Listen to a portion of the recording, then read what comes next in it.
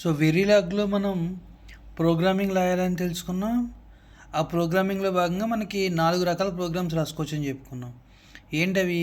Behaviour మోడలింగ్లో రాసుకోవచ్చు, gate level మోడలింగ్లో రాసుకోవచ్చు, డేటా ఫ్లోలో రాసుకోవచ్చు, స్విచ్ లెవెల్లో రాసుకోవచ్చు. సో ఒక్కొక్క లెవెల్ ఆఫ్ ప్రోగ్రామ్ ఒక్కొక్క పర్పస్ కోసం వాడుకుంటాం మనం. ఓకే. సో ఈ ప్రోగ్రామ్స్ రాసినప్పుడు కొన్నిసార్లు మనం నెంబర్స్ రాయాల్సి వస్తుంది, లేదా కమెంట్స్ రాయాల్సి వస్తుంది, స్పేసెస్ ఇవ్వాల్సి వస్తుంది, లేదా కొన్ని ఆపరేటర్స్ని వాడుకోవాల్సి వస్తుంది. ఓకే. సో వీటన్నిటికీ సంబంధించి కొన్ని కీవర్డ్స్ అని చెప్పి ఇలా చాలా ఉంటాయి. అంటే మనం ప్రోగ్రాంలో వాడే ప్రతి విషయాన్ని కూడాను కొన్ని టోకెన్స్ కింద డివైడ్ చేశారు. వాటినే లెక్సికల్ టోకెన్స్ అంటారండి. ఏంటిది? Lexical tokens. దీనికి ఇంకో నేమ్ వచ్చి లెక్సికల్ కన్వెన్షన్స్. ఓకేనా? దాన్నే లెక్సికల్ టోకెన్స్ అంటారు. మేజర్గా దీంట్లో ఎన్ని టైప్స్ ఉన్నాయి? 7 టైప్స్ ఆఫ్ లెక్సికల్ టోకెన్స్ ఉన్నాయి. మేబీ దీన్ని మీకు షార్ట్ కింద అడుగుతాడు, చూడండి అసలు ఏముంటాయి చూద్దాం. ఫర్ ఎగ్జాంపుల్ ఆపరేటర్స్ అన్నాడు. సో మనం యూనరీ అని, బైనరీ అని, టెరినరీ అని చెప్పి, అంటే ఒక ఆపరేటర్ వాడచ్చు, 2 టైప్స్ ఆఫ్ ఆపరేటర్స్ వాడుకోవచ్చు, లేకపోతే 3 ఆపరేటర్స్ వాడుకోవచ్చు ఫర్ ఒక ఆపరేషన్ కంప్లీట్ చేయడానికి. ఇదిగోండి ఇక్కడ నాట్ గేట్ వాడాడు, సింగిల్ యూనినరీ వచ్చింది. బైనరీ పెట్టుకుని ఏం చేశారండి అంటే ఓన్లీ ఒక ఆపరేటరే ఉంది, ఒక ఆపరెండే ఉంది. ఇక్కడ ఒక ఆపరేటర్స్ ఉన్నాయి, అలాగే ఆపరెంట్స్ కూడా 2 ఉన్నాయి. ఇక్కడ 3 ఆపరేటర్స్ అండ్ ఆపరెంట్స్ అంటే మనకు కావాల్సిన విధంగా ఎలాగైనా వాడుకోవచ్చు. అంటే ఈ ఆప్షన్ ఉంది అని చెప్తున్నారు. సో 7లో ఫస్ట్ వన్ ఏంటంటే operators. Next one keywords. So program రాసినప్పుడు మన సింటాక్స్ దగ్గర అక్కడ కీవర్డ్స్ ఉంటాయి కదా. ఈవెన్ మనం స్టార్టింగ్లోనే చెప్పుకున్నాం. ఒక మినీ ప్రోగ్రామ్ అయితే వెరీలాగ్లో ఎలా స్టార్ట్ చేస్తాం? మాడ్యూల్ నేమ్తో స్టార్ట్ చేస్తాం. ఏమవుతుంది? ఎండ్ మాడ్యూల్తో ఎండ్ అవుతుంది. సో ఇది ఇచ్చారు. ఇన్పుట్స్ని డిక్లేర్ చేయాలనుకోండి, దాన్ని ఇక్కడ పోర్ట్స్ అంటారు. దాన్ని ఇన్పుట్ అని డిక్లేర్ చేస్తాం. అవుట్పుట్ అయితే అవుట్పుట్ అని చెప్పి వాటికి సంబంధించిన డేటా టైప్స్ ఉంటాయని చెప్పా కదా. దీంట్లో కూడా 2 డేటా టైప్స్ ఉంటాయి, వైర్, రిజిస్టర్. ఓకేనా? సో అవి ఏ డేటా టైప్స్ ఉంటాయి వాటి గురించి చెప్పుకుంటాం. ఇన్ కేస్ ఫ్లో కంట్రోల్ కోసం ఏం చేస్తాం? ఇఫ్ ఎల్స్, వైలు, మనకు కావాల్సిన లూప్స్ అనేవి కూడా మనం యూజ్ చేసుకోవచ్చు. ఇవన్నీ దేంట్లోకి వస్తాయి? కీవర్డ్స్. సో ఆపరేటర్స్ అయింది, కీవర్డ్స్ వచ్చింది. థర్డ్ వన్ వచ్చి ఐడెంటిఫైయర్స్. ఇదేం చేస్తుంది? ఫర్ ఎగ్జాంపుల్ ఒక ఫినిషింగ్ టచ్ చేద్దాం అనుకున్నాము, లేకపోతే ఒక ఫినిష్ చేద్దాం అనుకున్నాం ప్రోగ్రామ్ని. అప్పుడు మనం ఏం చేస్తాం అంటే డాలర్ సింబల్స్ వాడుకుంటాం. అలాగే అండర్ స్కోర్స్ అనేవి వాడుతూ ఉంటాం. ఇదిగోండి under scores and dollars.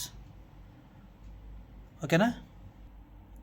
So మనం డాలర్ని కొన్నిసార్లు టైం మెన్షన్ చేయడానికి కూడా వాడతామండి. డాలర్ సింబల్ వేసి 10 అని చెప్పి, అంటే 10 సెకండ్స్ వరకు, 10 నానో సెకండ్స్ కానీ 10 సెకండ్స్ కానీ మన ప్రోగ్రామ్ వైజ్ మనం వాడుకోవచ్చు. అట్లాగే అండర్ స్కోర్ వచ్చి నేమింగ్ ఇస్తున్నప్పుడు, ఫర్ ఎగ్జాంపుల్ మాడ్యూల్ నేమ్ ఉంటాం కదా, మై మాడ్యూల్. ఓకేనా? అలాగే క్లాక్ సిగ్నల్, అంటే అది ఏ క్లాక్ అన్నా అవ్వచ్చు, క్లాక్ సిగ్నల్ అంటే 2 వర్డ్స్ మధ్య కూడా మనం ప్లేస్ చేసుకోవచ్చు అండర్ స్కోర్ని. సో థర్డ్ వన్ ఏంటండి? ఐడెంటిఫైయర్. సో మనకి 3 వచ్చినాయి 7లో: ఆపరేటర్స్, కీవర్డ్స్, ఐడెంటిఫైయర్స్. అట్లాగే మనం స్పేసెస్ ఇద్దాం అనుకున్నాం. దానికోసం మనం క్రియేట్ చేసింది ఏంటి? White spaces. దీనికోసం మనం ఏం చేసేది లేదు, బ్లాక్ స్లాష్ తీసుకుని దానికి బి అని పెట్టామనుకోండి, బ్లాంక్ స్పేస్ వస్తుంది. లేదా టీ పెట్టామనుకోండి, ట్యాబ్ అంటే ఎక్కువ స్పేస్ వస్తుంది. లేదా ఎన్ అని పెట్టామనుకోండి, న్యూ లైన్ వస్తుంది. ఇది లిటరల్గా కంప్యూటర్లో కీబోర్డ్లో మనం యూజ్ చేసుకునేదండి. ట్యాబ్ కొట్టగానే కొంత ఎక్కువ స్పేస్ వస్తుంది, లేదు మామూలు స్పేస్ కొడితే కొంచెం తక్కువ స్పేస్ వస్తుంది. న్యూ లైన్ అయితే ఎన్ కొడితే న్యూ లైన్ వస్తుంది. సో సేమ్ ఫార్మెట్ ఇది కూడా. సో స్పేసెస్ కోసం మనం ఏం చేయాలా? బ్యాక్ స్లాష్ అనేది యూజ్ చేసుకోవాలి. అట్లాగే కమెంట్స్. ఇన్ కేస్ ప్రోగ్రామ్ మధ్యలో మనం కొన్ని చోట్ల కమెంట్స్ చూస్తూ ఉంటాం. అది ప్రోగ్రాంలో భాగం కాదు, కానీ ప్రోగ్రామ్ అర్థవంతంగా ఉండడానికి మనం కొన్ని చోట్ల కమెంట్స్ పెడతా ఉంటాం. సో వీటిలో కూడా ఏమవుతుంది? సింగిల్ లైన్ కమెంట్ అని చెప్పి, డబుల్ లైన్ కమెంట్ అని చెప్పి ఉంటాయి. So double block slash, single block slash అని ఉంటాయండి. ఇదిగోండి. సో సింగిల్ లైన్ కమెంట్కి అయితే ఒక సైడ్ మాత్రమే పెట్టుకున్నాం. In case multi line comment అయితే ఏం చేస్తాం? స్లాష్ స్టార్ మధ్యలో మనకు కావాల్సిన కమెంట్స్ రాసుకుని మళ్ళీ స్టార్ స్లాష్తో క్లోజ్ చేస్తాం. దీనికి బెస్ట్ ఎగ్జాంపుల్ వచ్చి ఇదండి. సో వాడు 3 లైన్స్ వాడుకున్నాడు, బట్ స్టార్ స్లాష్తోనే క్లోజ్ అయింది. ఓకేనా? ఇది వచ్చి కమెంట్. ఇది 5th వన్ అండి, 5th టోకెన్. నెక్స్ట్ నెంబర్స్ అండి. నెంబర్స్లో ఏమంటే 2 టైప్స్ ఆఫ్ నెంబర్స్ ఉంటాయి, సైజ్డ్ నెంబర్స్ అండ్ అన్సైజ్డ్ నెంబర్స్. ఓకేనా. సైజ్డ్ నెంబర్స్ అంటే జస్ట్ మనం హెక్సాడెసిమల్లో వేసుకోవచ్చు లేదా డెసిమల్లో ప్లేస్ చేసుకోవచ్చు. ఓకేనా. సో ఫర్ ఎగ్జాంపుల్ ఇక్కడ చూడండి 4 బిట్ 111 అన్నాడు, అంటే 4 బిట్ బైనరీ నెంబర్ అని చెప్పి మనకు తెలుస్తుంది.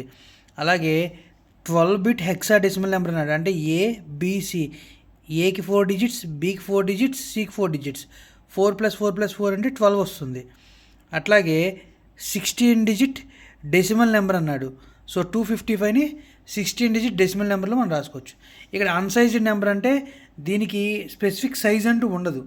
ఓకేనా. దాన్ని ఓన్ చేసుకుని మనమే రాసుకోవాలి. ఇదిగోండి ఇక్కడ చూడండి 2 3 4 5 6 అని ఇచ్చాడు. ఇక్కడ ఎక్కడా కూడాను ఎదర ఇది ఏ ఫార్మేట్లో ఉంది, దీని సైజ్ ఎంత అనేది మనకి మెన్షన్ చేయాలి. బట్ ఇక్కడ ఏం చేశాడు, 4 bit binary, okay, 12 bit hexa, 16 bit decimal అని ఇచ్చారు. ఇవి వచ్చి సైజ్డ్ నెంబర్స్. సైజ్డ్లో ఏమవుతుందండి, మనకి బిఫోర్ నెంబర్ అక్కడ ఏమీ సైజ్ మెన్షన్ చేయరు. సో ఇదంతా అవసరం లేదు, జస్ట్ నెంబర్స్ అని చెప్పి గుర్తుపెట్టుకోండి సరిపోతుంది. అట్లాగే లాస్ట్ వన్ వచ్చి స్ట్రింగ్స్ కూడా లిటరల్లీ మనం ఒక కమెంట్లో యూజ్ చేసుకోవచ్చు. ఓకే. ఇక్కడ చూడండి, a string is a sequence of character that are enclosed by double quotes. ఇదిగోండి ఇట్లా డబుల్ కోట్స్ ఎండ్ అవుతుంది స్ట్రింగ్ అనేది, లిటరల్లీ ఒక కమెంట్ అనుకోండి. సో ఓవరాల్గా మనకి 7 ఉన్నాయి.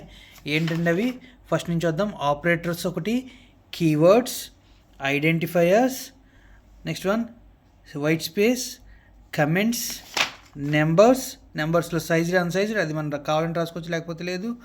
లాస్ట్ వన్ వచ్చి స్ట్రింగ్ అండి. ఓకేనా. ఇవన్నీ మీకు ఫ్యూచర్లో మెయిన్ ప్రోగ్రామ్స్కి వెళ్ళినప్పుడు తెలుస్తూ ఉంటుంది.